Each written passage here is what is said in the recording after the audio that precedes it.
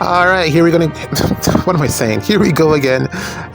We're gonna keep going with this Lin team. Another match here, and this one's a bit easier. We're just gonna go in. This is the. I feel like I'm just gonna call all of them Lin teams now because I don't see myself not using her for a very long time. Like I said, I got pretty lucky summoning on that legendary emblem banner. I got her on. Did I mention this? I don't think I did. I got her in 7 orbs, seven circles, 7 circles, and I was like, I never get this lucky. So I don't know if I should go back on. I feel like that's the end of my luck. I kind of want to get Corrin as well. So, depending on how, it's only like 7 more days left on that banner. So I don't know how everything will work out, but I do want to hop back onto that banner as well to see if I can get a Corrin. And there's actually a lot of units on that banner that I want. It probably makes sense for me to go full spark on that. I skipped quite a few units, and that banner has quite a few of them, like the Tharja. And it'd be great to get some more of those units on red. Colorless has some stuff that I want to, so that's a decent banner for me to summon on. So I think I might just go back on it and go to Spark, since I'm probably going to be skipping the Halloween banner. I don't really need any of the units there. Lin will be bonus for light season, and then Astra season, I guess I'll just figure something out. I feel like I have enough help in Astra season to try to just make it work. In Astra, but yeah, I don't think I'll need anything off that banner. That being said, this Lin I think is definitely a fantastic mythic addition, and I'm looking forward to see how people incorporate her into their teams. I'm trying to think of new ideas. I feel like so far the teams that I've built are kind of samey because bonus, I'm trying to get Fur in as a bonus unit for this week, and I also wanted to get what am I talking about? Fur isn't bonus. Scratch that. I'm trying to get Hanoka in as a bonus unit for this week. Fur ended up on a couple of the teams as well, and then I also think this partnership here between Lin and Hearthfulger is going to be fantastic in terms of just what the two of them are going to be capable of doing in terms of light season mythics moving forward. I think they're going to be a powerhouse just with the amount of range that the two of them will be able to cover. It's going to be a very strong force. I don't see many teams that will be able to stop the combination of these two without Loki helping in some capacity. And even then, you can only have one Loki on a team, and there just isn't that much open spaces that you can avoid the range of what Loki has to offer. So unless we're going to start getting some more end action stuff, which we are going to be getting with the new book, we're going to be getting some more end action stuff. And the terrain to slow you down, that could also be something that could pose a challenge. I'm really having a hard time working around this Corrin terrain. I think I'm going to have to make a team dedicated to countering that on each season because it's so large, and it makes clearing maps a little bit harder. I'm gonna have to think that through. I'd also love to get the Corn Ring to put on some of my saves, or just any unit on my defense to begin with. I think it's a great addition for defense. So a lot of good things happening. I feel like the meta is kind of balancing out. We're beginning to have a bit of an equilibrium for the meta. I feel like everything has a counter now. The last thing that was a huge pain in the butt was Camilla, and I feel like this Corrin Ring kind of slows that. Corrin herself kind of slows that down. So I feel like we're in a bit of an equilibrium now with the meta, and everything it's trending towards a good place, and I'm happy with that. There's going to be another spike, I'm pretty sure, at some point, but for now I think the game is going to be in a healthy state for all of the game modes except Arena, which still sucks.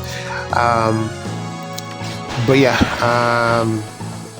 definitely going to need someone to help clear the terrain. Don't know who that is. I'm not looking forward to even the fact that Lumera is on this season with Lynn. Really great addition as well. So Lynn is just the fantastic. I feel like they actually put some thought into this one, putting her on light season, and the counter with Loki, and then the fantastic pairings with Hearthfoliger, with Lumera, with Asker. There's a ton of light mythic. There's a ton of beast light mythics. So this is the perfect season to put her in. So yeah, this Lynn, the fact that she can give you the extra, the additional range, the Kanto, there's just so much about her that works really well, and I can see her sticking around for a very long time. So definitely a unit that I'm going to be, using as we move forward. Yeah, I'm just overall very happy with the unit herself. Not so much the art. I think the art is kind of not that great. If I'm not the biggest fan of this iteration of Lynn's art. I think she's had better art styles. But that aside, she's still a fantastic unit, and I'm looking forward to having a ton of fun with her. This match is done. Getting Boulder to close it out. GG's. See you in the next one. Alright, here we go again, another match underway. We're going to go with another Lynn team. I think this is the same one I used the other day, and this is actually a very difficult map to deal with for someone that doesn't use the safety fence. Because how this is set up, I guess you could also just tank it. But I've gotten rid of all of my tank teams. I have no teams with Omni tanks or near or far save for light season. All of them are Male Force player phase. What am I saying? Male Force, Gale Force player phase teams for this season. Nothing. None of my teams are tank oriented, so we have to.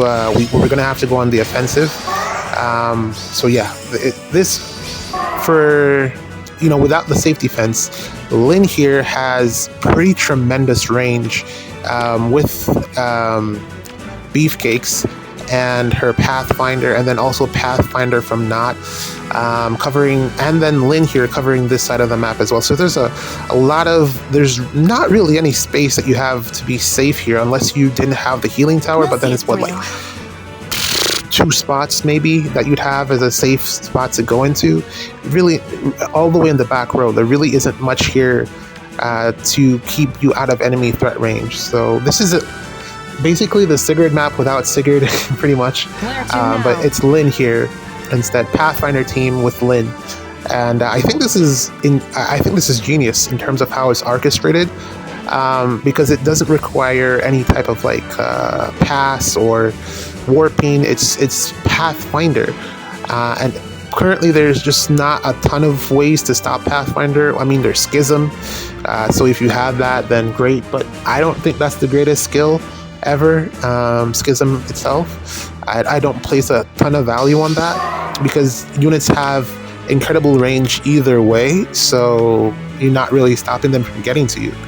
But that would be a good counter to this, as well as just being able to tank the defense overall, because in terms of firepower, there isn't that much firepower here aside from Lynn and the emblem units essentially. But I like this map. This is a good design for what the person probably has. Speaking of which, I probably need to redesign my maps for light season and Aster season. But man, at least for light season, with how good this Lynn is, I don't see a way how you can build a map that would stop her. Probably with terrain effects. That's probably the best way to slow her down. Or slow down a team, including her, which you've seen me have to try to figure out this week already, how to get around teams with the ice terrain, the grass, or whatever you call it, whatever it's called. Still, you're able to beat them, but it just takes a bit longer. But this Lynn, with what she enables, unless we get like a near save that can, I mean, the thing is, she actually gives out the effect to units within 2 spaces. So even if you can stop Lynn, someone else is going to be on that team that can one-shot you. In this situation, you're looking at for doing the job here. The problem is I'm not going to get Gale Force off, but I've kind of set it up so that I can get the dances in. It's going to take me some time, but I think I'll be able to get all of the dances in to probably clear this on one turn. I don't know. I'm going to play this a little bit slower just to be careful, but I think I have everything needed to get this done in one turn. I've also been thinking that Boulder on this team isn't that much of a necessity, aside from the fact that she can help clear the terrain or put down a terrain, the miasma, but a lot of the time she's not initiating on this team, so I don't know if I should consider replacing her for another dancer. I feel like another dancer would be helpful, or just someone that can clear the terrain, if the current terrain if needed. So yeah, that's something else that I'm considering. But for now, Boulder is going to be here because she's still very strong, all things being considered. But yeah, I was saying that I don't know. Like, I want to build a defense, but with how strong this Lyn is, I don't think there's a way that you can. It's not her as a unit. It's the support that she provides. I don't know if there's a way to build a defense that can counter everything, that can close all of your openings. I don't think it's possible now. I think the game is balanced in a way that there's going to be an opening. It feels a lot more like Chaos Season, where even the near saves don't matter. Near saves, the far saves still have Black Knight and Jim Bro, Armored Bro there to help protect you. But for near save, I don't think we have, until we get a near save that can actually just stop Camilla from doing the Camilla thing. There's always going to be an opening for you to be able to go into, and that's really what I'm exploiting now, and clearing this particular defense. So I don't know. I don't even think there's a way. I think I'm gonna have to go back to what I've been seeing, at the very least, is people going back to shield fighter near saves instead of going with armored blaze or the skills of that nature, Dragon's Roar and Rhea. I've been seeing people go back to shield fighter near saves, and even that doesn't make any sense because you have units like Nana, legendary Nana, Carla, units that can actually just neutralize your defensive specials.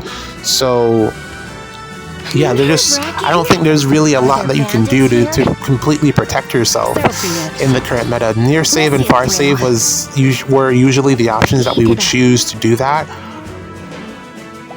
but that doesn't feel like it's going to be the case anymore. I feel like the future of the meta is going to be bulky frontlines instead of bulky frontline units and bulky ranged units. Basically, you're going to have like Marth, Ashe, let's say someone like Freyr, all in the front, and then in the back you're going to have Byleth, Ryoma, and another melee nuke in the back, maybe Erica, to help you out. I don't think it makes sense. I don't think we're going to have saves in general in the future, just because of what this Emblem Lyn has to offer, or how she can basically flip the entire game on its head in terms of the range aspect of it and how ranges are covered with the style effects. I see things changing, unless of course we get armored units, like I said, that can just wall out someone like an Emblem Erica, or like a young Camilla. Until we get an armored unit that can just completely do that, and you can build an armored unit with shield fighter Hardy Bearing to do that, because a lot of it depends on, at least for Camilla, depends on her ability to hit multiple times. But then also Fur can just straight up one-shot you, and so can Camilla as well. Maybe with shield fighter it would be a little bit more difficult, since multiple hits.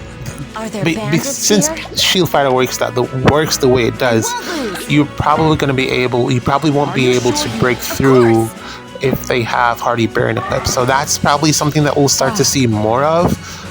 Shield fighter, Hardy Bearing near saves, whereas before you usually had Hardy Bearing on your far save to stop Yunaka from doing something. But then if you're switching the Hardy Bearing to your near save, then Yunaka now becomes a problem. Desperation nukes are back on board, but a lot of far saves also now have Hardy Bearing built in, Black Knight, Jimbro, for instance.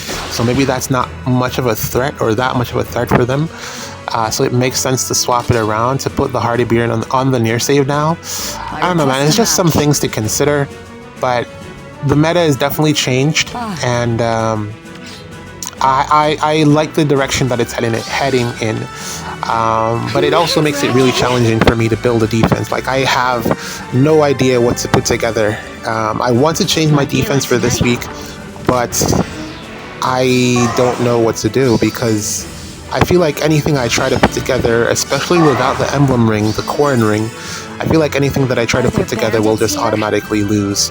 So, I don't know. We'll see how the defense holds. I'm not, like, optimistic about it. I don't think it's going to do very well, but we'll see how it holds up. Probably going to depend on who I match into. And I'm actually hoping for some good defense results this week, since I missed both pots in that match yesterday. So it's going to be kind of tough to get to tier 39. Hopefully we can make to at least tier 38, but we're going to have to play 2 single matches on the last day, which I always hate doing, but there's just no way around it. But yeah, pretty much done here. Just trying to get the pots, and then we're going to close it out. Ather raids has changed. It's going to be different. It's going to be way more difficult to build a good defense, I feel, because there's just more options for your enemy or the opponent to attack.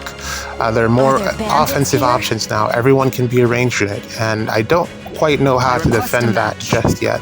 I'm sure we're going to get a unit maybe by next week that will help us out in terms of defending that. I don't know if magic save and physical save is the answer. I don't think it will be. I think a lot of it is going to be down to the terrain effects and what they provide. We've already gotten power crap terrains. Can't imagine what they're going to do with the fire terrain once they decide to upgrade it. Are there bandits here? But yeah, I feel like the terrain is going to have to be the answer. And I don't know if it's going to be another emblem unit that will help us out with that.